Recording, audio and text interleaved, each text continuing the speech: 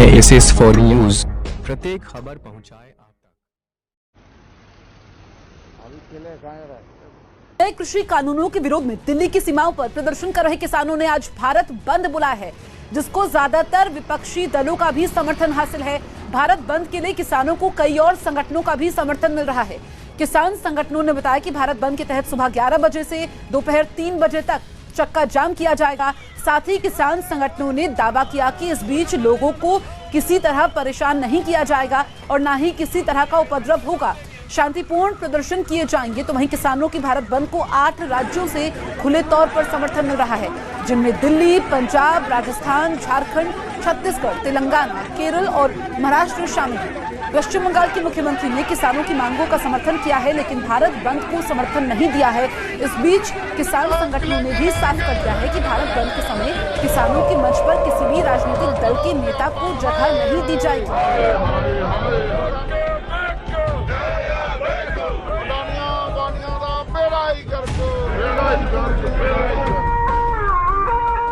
ये हिंदुस्तान के अन्नदाता हैं, जो अपने सवालों को लेकर सड़क पर उतरे हैं। दिसंबर की ठंड से ज्यादा प्रचंड इनके इरादे हैं। भोर के कोहरे और धुंध से इनके लक्ष्य पर कोई फर्क नहीं पड़ता।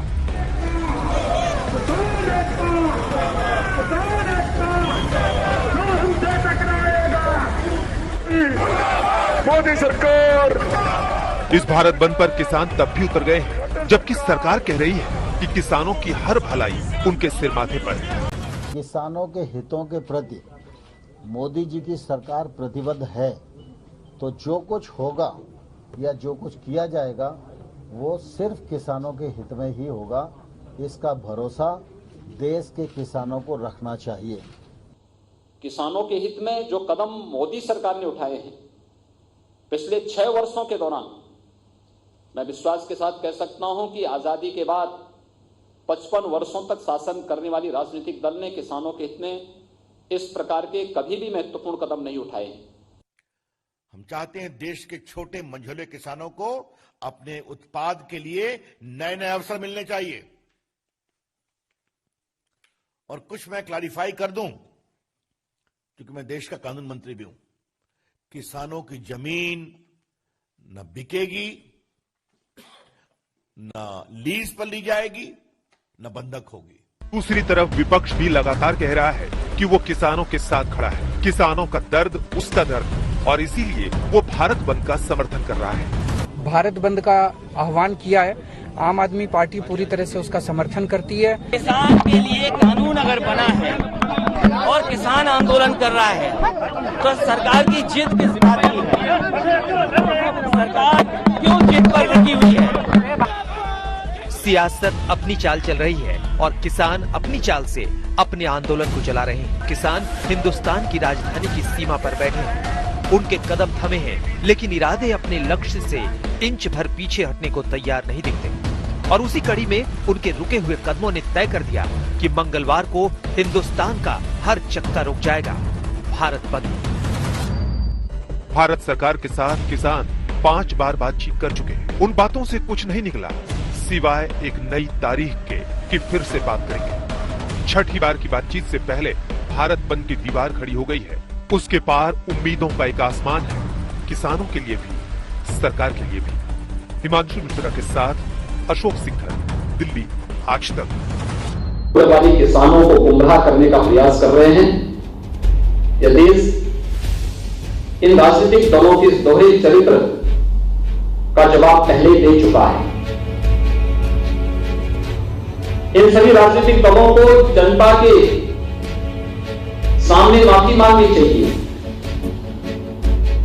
इन्होंने संसद में भी, सरकार में रहते हुए भी, 2019 के लोकसभा चुनाव के दौरान भी और उस चुनाव के उपरांत भी संसद की अस्थायी समिति की बैठक के दौरान भी, जब परस्पर चर्चा अस्थायी समिति के सामने इस बिल पर हुई थी, तब भी इन लोगों ने जो बातें कही थी आज उससे स्वयं मुकरते हुए दिखाई दे रहे हैं।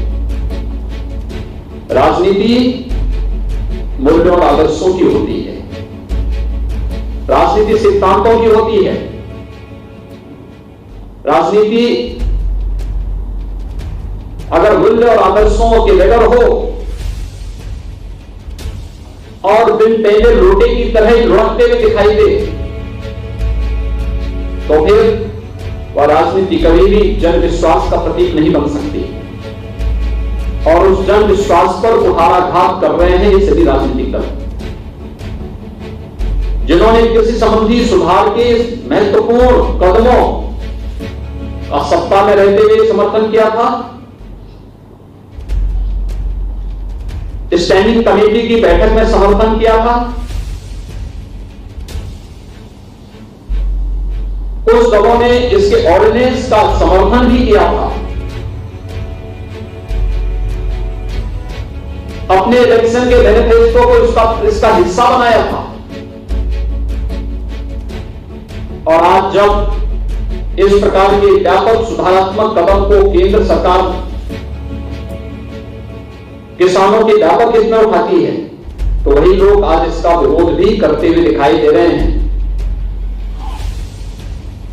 ये दोहरा चरित्र देश कतई बर्दाश्त नहीं करेगा। खासतौर पर कांग्रेस जैसे राष्ट्रीय दल को ये कतई शोभा नहीं देता कि वह किसानों के कंधों में बंदूक रख करके आम जनमानस की जिंदगी के साथ खिलवाड़ करे। और वह भी तब जब देश कोरोना के खिलाफ एक महत्वपूर्ण लड़ाई को पूरी मजबूती के साथ लड़ रहा हो। इसीलिए से केवल एक पंक्ति में पढ़ना चाहता हूं जो मुझे पवार साहब ने लिखी थी। माय डियर शिवराज सिंह जी, उसके सेकंड पैरे की एक महत्वपूर्ण लाइन आपके सामने पढ़ रहा हूं।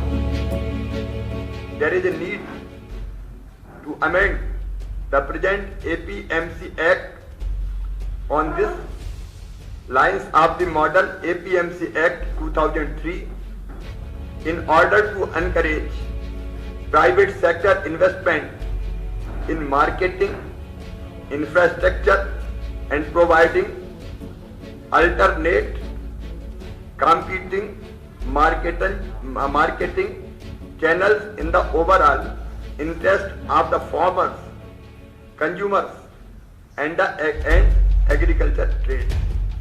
ये शरद पवार साहब मुझे लिख रहे हैं 2011 में।